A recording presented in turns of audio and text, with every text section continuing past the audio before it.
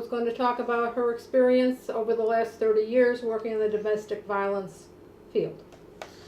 That's correct. So I have been working in human services for over 30 years.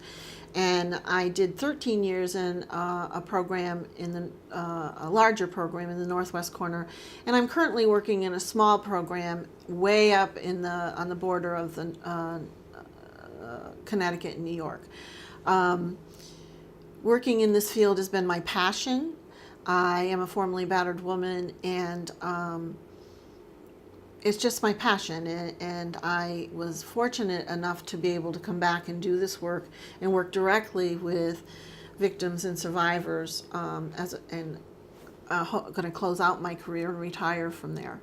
I did do some HIV and AIDS work and some substance abuse work over in between, and that just led to me being a better advocate and being able to safety plan better with women who had issues around HIV and AIDS, who had issues with substance abuse because they can't be safe if they can't be med compliant, and sometimes abusers wouldn't let them take their meds. Also with substance abuse, if they're coping with substance, the police get called, they can't really be safe there because oftentimes if both people are highly intoxicated or under the influence, they can arrest both parties and let the courts figure it out. So I was able to take my knowledge there and work with women around harm reduction so that if the police got called, they at least could articulate and give statements as to what happened. So all that just has broadened my expertise and ability to assist and empower women who are being abused. So I think they want to look at sort of what it was like in 1986 when I started and kind of where we are today. So I'll say that in 1986 I started in the domestic violence field, or from my perspective, the battered women's movement, as the first victim advocate in the state. In 1986, the Family Violence Prevention and Response Act went into effect.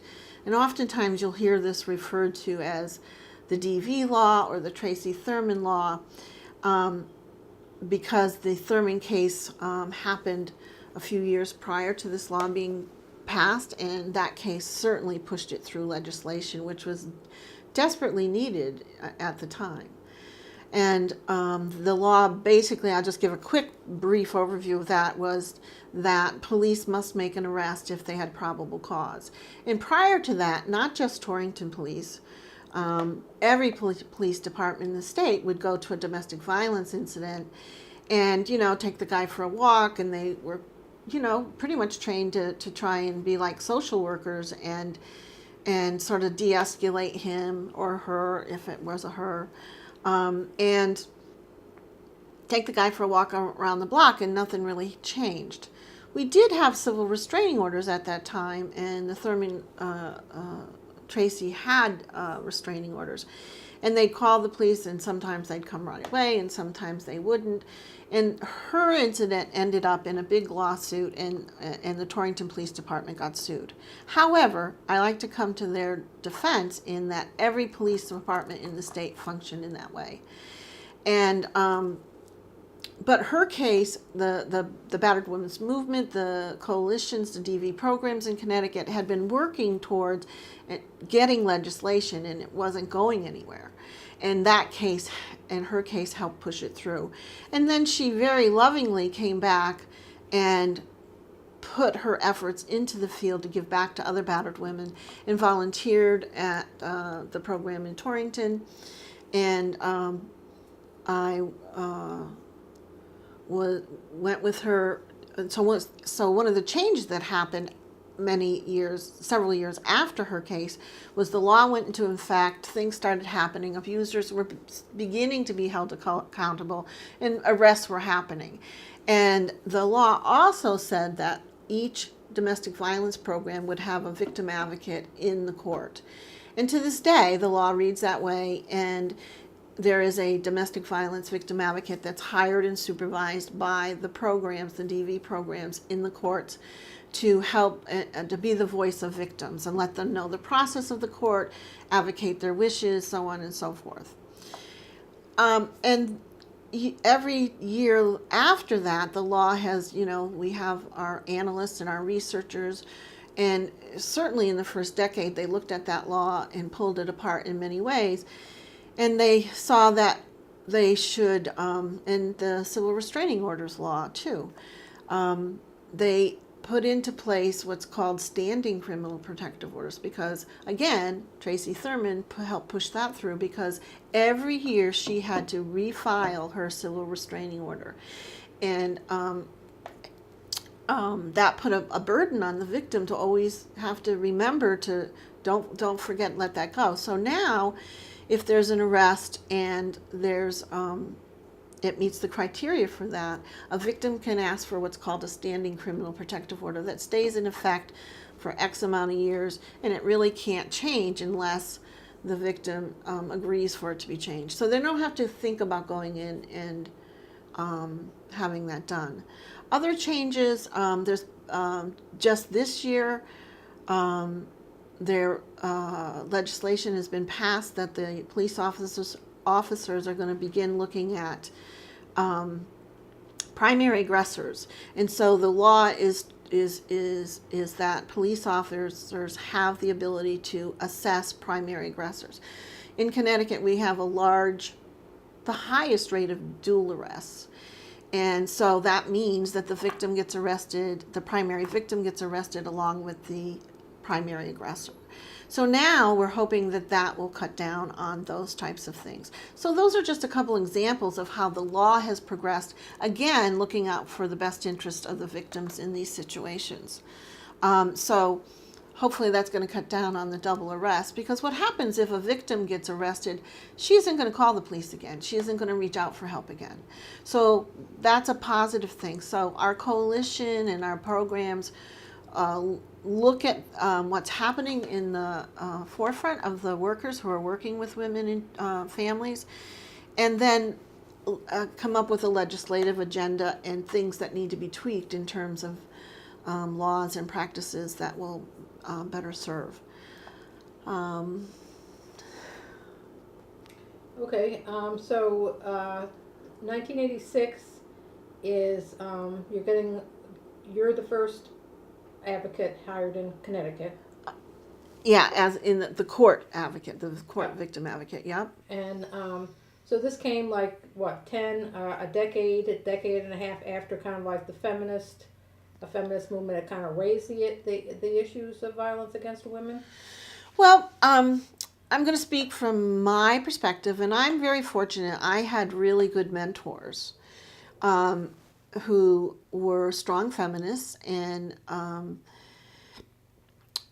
but prior to my coming into the field, Susan Schechter talks a lot about the battered women's movement and the feminist movement, and about the time in the 80s also, the medical field, the mental health field began to get involved, and there was a time, don't ask me to remember the exact time, but somewhere in that time frame, they want, the focus was on the victim, and we started hearing words like learned helplessness and battered woman syndrome. And so it was like we're diagnosing her, and why do women stay, and why do they do this, and and so that focus has been primarily on victims.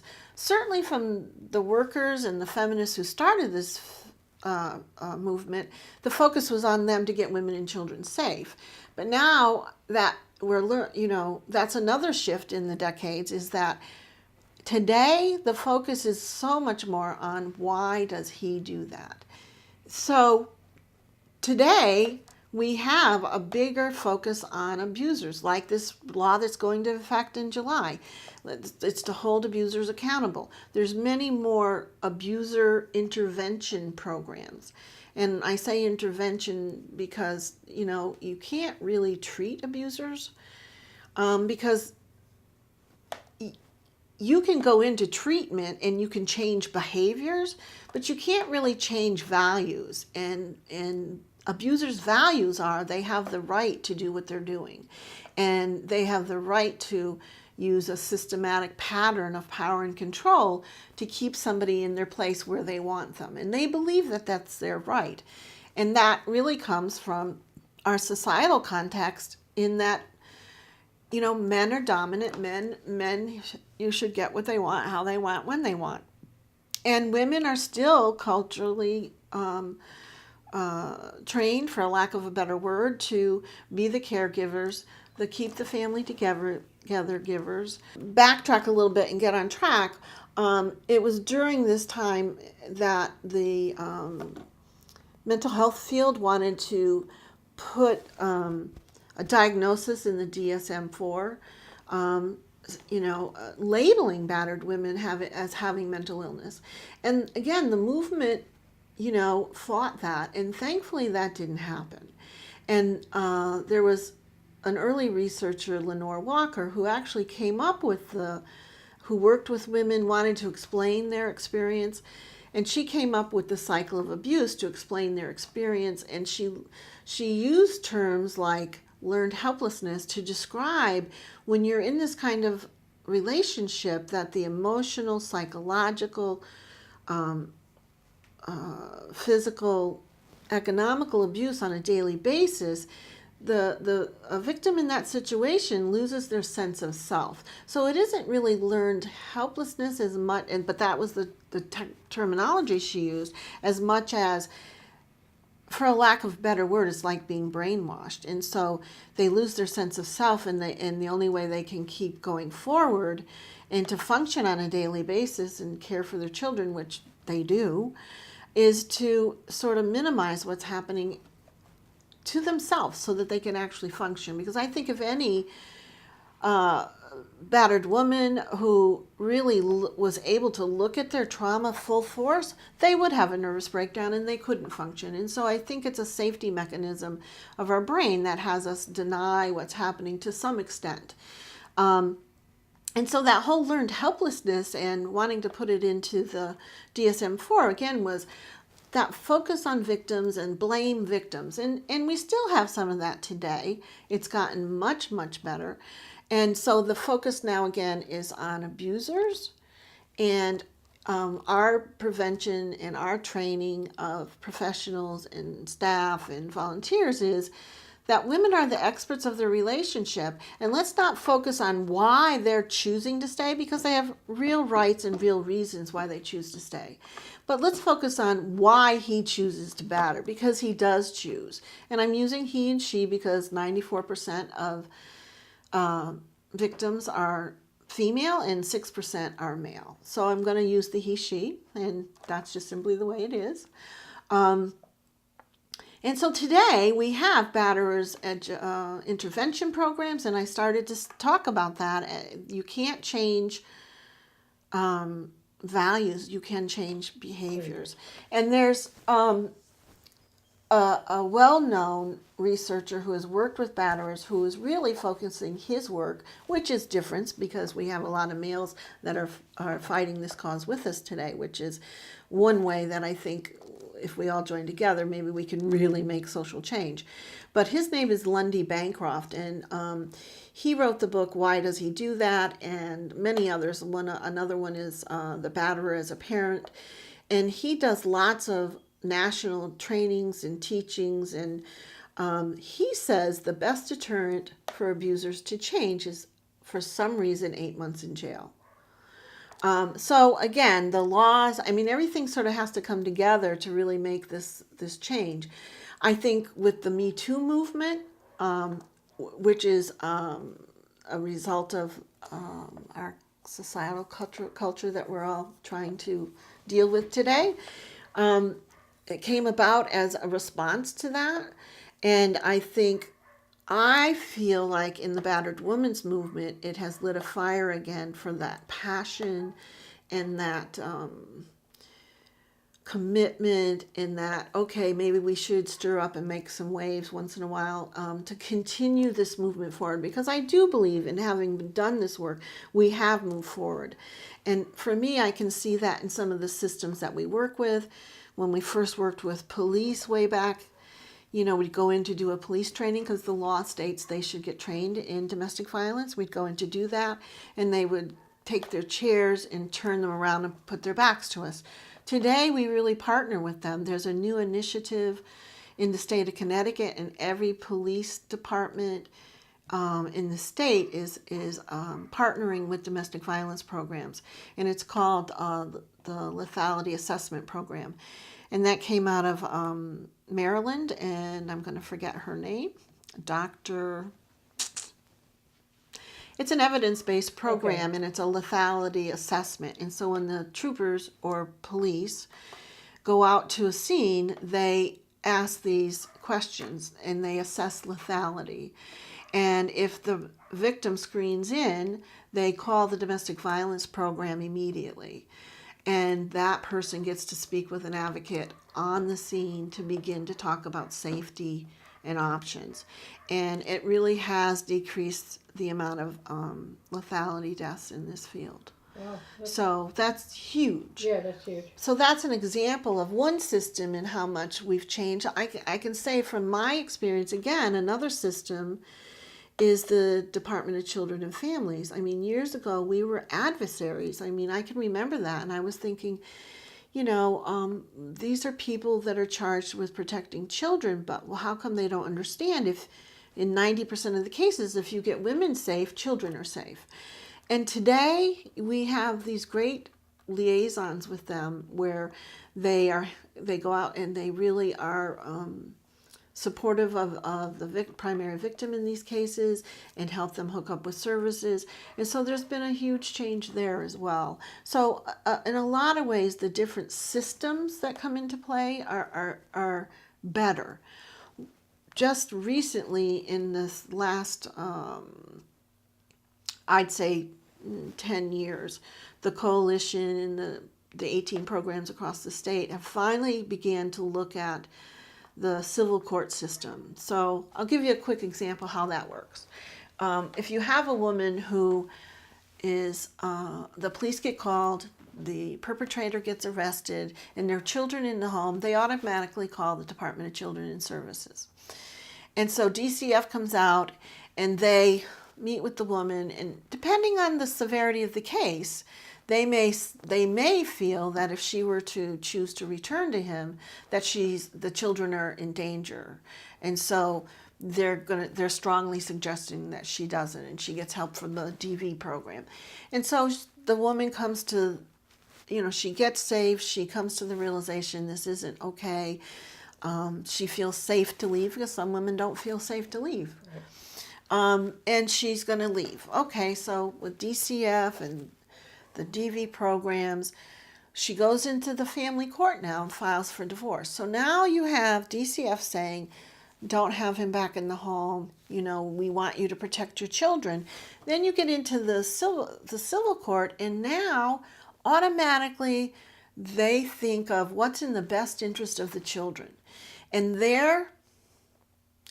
this is my perception. I feel it's a very antiquated definition of what's in the best interest of children, because they still think, in many cases, not all, but many, that, well, you're not together anymore, there won't be any more violence. They don't get the fact that abusers continue to abuse and use the divorce and visitation and parenting plans to still get at her. And so they sometimes, and this is what Lundy Bancroft does a lot of, he used to testify in cases where abusers were granted custody of the children. So a lot of times women choose to stay because they can monitor the safety of their children. Now you go into the family court where DCF is saying don't go back with him, but now they're saying, well, you get to turn them over to him for weekends, 20 Saturday and Sunday every other weekend, and 2 nights during the week, and it's joint custody. So it's this double-edged sword. And so the coalition was able to get some monies, and we are beginning to have some civil advocates in the civil courts to try, and there's been legislation for training for judges and all of that. So again, here's another area. In the early days of the movement, we were focused on getting women and children safe. Now that we've established and we are doing that and doing that well, the focus is now on looking at what's happening in civil courts and how do we hold batterers accountable. And looking at the impact of trauma on children and enhancing services to children who have been impacted by violence. So I think I'm sort of trying to tie from the beginning of my experience to now. Right. And I can't say that it hasn't gotten better. Do I miss the days of the grassroots? I absolutely do. I think that people made such commitments to this field and such passions to this field, and they made lifelong friends. And I think that it's seen much more as a professional career today, as in my perspective, rather than a passion and a cause. Right. Have the women changed, do you think? Have the women changed? Are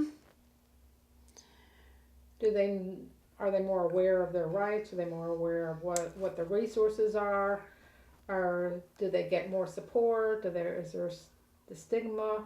Is it I still think there's a stigma. I mean, we still have a lot of cultural change to work on and social change to work on. So yes, I do think that there's still a stigma. Have they changed? I do feel like there's more awareness, because a lot of times victims will go into the civil courts on their own now and file for restraining orders and not go through us. I mean, years ago we could have 6 people waiting to get a restraining order. That's not the case anymore. And again, another reason why we should have an advocate in the civil court. That tells me there's more awareness. Depending on how isolated they've been in the relationship, I think is dependent on how aware they are. And depending on how long and on what the continuum of violence, is it on the low end or the high end that they've experienced, and for how long, I think that depends on how they perceive themselves and perceive services. Certainly those who have experienced the far end of abuse, we know it escalates over time. Those who have been in it longer periods of time have much more of an impact. There's a lot of terms around PTSD and things like that. And certainly I see women coming in with real day-to-day effects of trauma. And it's still my feminist core belief that if they get safe, they can get grounded and they can move forward in a healthy way. And if they then need that additional help of clinical services, we reach out and work with clinicians to make those referrals. And we look for clinicians that have some kind of sensitivity and knowledge of domestic violence, because that's another area where we still have work to be done. There's some clinicians who get domestic violence or intimate partner violence, and they would not see a couple together. I mean, you don't do couples counseling. And there are still clinicians that do couples counseling, and they use a family model of therapy that can be very victim blaming. So we don't encourage couples counseling, and we educate women why. So it's another place where we still need to focus our energies. We talked a little bit before about the HEART program. How does that fit in? Okay, well, the HEART program HEART stands for Help End Abusive Relationship Tendencies. And I started using that program early 90s, I think, in the program where I worked in the Northwest Corner, the larger program. And at the time, it was a little controversial because it's a 12-step program that was developed by formerly battered women out of Tyler, Texas. And personally, I think that the 12 steps, Dr. Bob and Bill Wilson, who created them, were geniuses way before their time. And I think if somebody really works those steps, no matter what problem you have, you'll live a healthier life if you work those steps. Now, when you transfer that into a survivor or a victim, those steps can be victim blaming in some of their wording. But I found that an excellent tool when working with women to help them begin to think critically, because Women aren't allowed to think for themselves in abusive relationships. I would use that, we'd read through the step, we'd process the step. I would say, what does it mean to you? What do you think about that? And try to get them to think critically. Did it address you well? Or is there something in that statement that was victim blaming that you're going to say, well, I'm leaving that behind? So I loved the program, and I used it in the early 90s, and I am using it today. Because I think it gives women a foundation to begin to build from. I love the program. It's a self-help program. Okay. And so you've never had anybody say, no, this is not appropriate? Well, I think because it can be seen as victim blaming, I think some of the more grassroots people weren't really keen on it, but nobody has ever said we can't use it. No, not at all. Okay.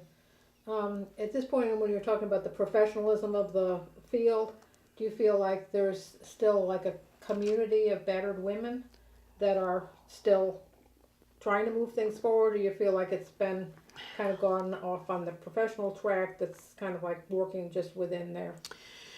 I think, from my lens of doing this work, that piece of, recruiting women into the field for, survivors has lessened. And some of the contracts now say you have to hire somebody with a bachelor's degree in a related field, which rules me out. I don't have a bachelor's degree. Oh. But thank goodness our coalition put in a grandfather clause that says unless you have 5 years experience in the field. That still cuts out a lot of battered women. Right. But here's the way I work around that. I encourage women to become involved, whether in terms of activism or coming and giving back to programs and volunteering. If they go through our volunteer program, they become certified as a domestic violence counselor, which simply covers them for the confidentiality law. And they do that, and they're with us for a while. Then they can say, I've been doing this work. I have experience in this work, and they can then still come in. We used to have more statewide, I'm forgetting the term, a battered women task force, survivors task force. A lot of the individual programs across the state would recruit battered women to be on their boards. I don't think that's as active as it should be. I don't feel bad saying that. I think that could be better. Absolutely. Women for whom welfare made a difference. And, we were at that point in the 90s trying to advocate for the old welfare laws that used to let people go to college. Spend too much money on me. Right. Because I put back all this, hundreds actually probably, in some cases, in terms of some of the people were so successful in their career system. And it seems like a lot of that kind of advocacy work is kind of, we kind of lost that fight, and then that. Well, I think we did lose the welfare fight. Right, yeah. But again, I think we've looked for different avenues to address that. There are different ways that single moms can get money to go back to college. A lot of the insurance companies have grants for single parents to go back to college. The Elizabeth Stonehouse in Massachusetts does a lot of work on getting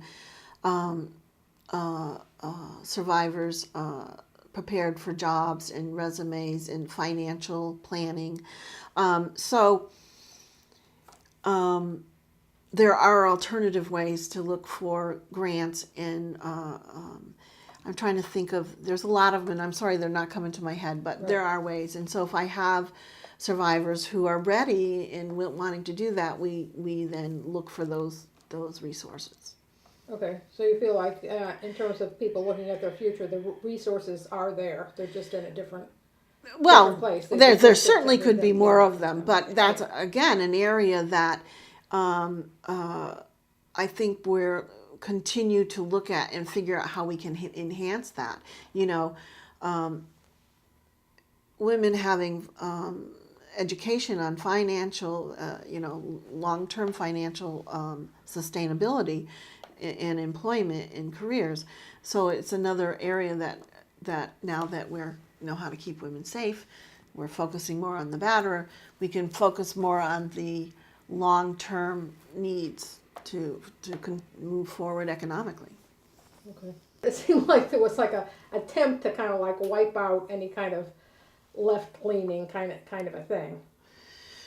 I think it's always a battle in terms of women and equality and women's ability to be empowered and be in positions of power in this country in general. And so I think there's always that battle, and I think we're always going to have that battle. Okay. I was just thinking that years ago, some of the things what I learned and how I would encourage women to learn was to read Lenore Walker's book, The Battered Woman, or to read Susan Schechter's book, The Battered Women and Men's Violence. And then there was Susan Farr, who wrote Homophobia, A Weapon of Sexism. Those were the key learning tools that were given to me by my mentors. And then I was fortunate enough to go to trainings from Ellen Pence, and I used some of her work today. But again, Ellen Pence is a leader in this field, and unfortunately we lost her, I think, a little over a year ago. So those are all women. And today, I still recommend them, but I encourage women to read Lundy Bancroft's book, almost every new person I meet. And again, Lundy Bancroft wrote Why Does He Do That? And Batterers as a Parent, and there's more. But he's a leading advocate and feminist for battered women today. And Alan Johnson, who unfortunately we lost just this December, is a strong feminist and was an advocate in this field for years. And he wrote the book, The Gender Knot. And he, before he passed, he wrote a book that was one of his first fiction, and it was called The First Thing and the Last. And if you want to hear a man who really gets the dynamics of violence against women, even though it's fiction, read it. It's incredible. You'll cry from beginning to end. So if you're early in healing, I wouldn't suggest it, but if you're a strong survivor, it's a great book. And then the last one would be Alan Katz. Any of his seminars, any of his blogs, and these are all men. And so I think that's, again, a change from early till now. And these are all strong feminist thinking men who are here and joining and partnering with us to make serious cultural change. I want to mention Jill Davies, who also wrote a book called Women Defined Advocacy. And she has been an advocate. She's a legal aid deputy in Hartford. I think her title is deputy. But she's a legal aid attorney out of Hartford Legal Aid. But she has been connected with the Coalition Against Domestic Violence for years, the whole time I've been doing this work. And she co-wrote the book, Women Defined Advocacy. And it is really that foundation of keeping the victim as the expert and that foundation of staying where they're at. Don't try to fit them into a square hole when what they want is round. And to really meet their needs, not yours. That I don't think it matters whether you have a PhD or you have a high school diploma or you don't, that this work is about partnering with the battered woman and empowering them to make choice, to be able to think critically. And no matter whether you come from the world of academia or you don't, if you aren't able to have that skill, then this work probably isn't for you. Yeah, I'm hoping to retire in the next several years, and we have a young woman where I currently work who is getting double masters. One is in women's study and the other is in social work, and she is a dynamic, strong feminist. And she has been working with me, and she uses the term, so I will use it, that I have been mentoring her. And so the succession plan has been that she'll take over my full. She works with us part-time, and then she'll take over full-time when I retire out. So I think that is imperative that we really mentor women, because a lot of us that have been in this field, friends that I've had the whole time I've been here, have retired and are retiring. So we need to make sure we have strong mentors to take our places.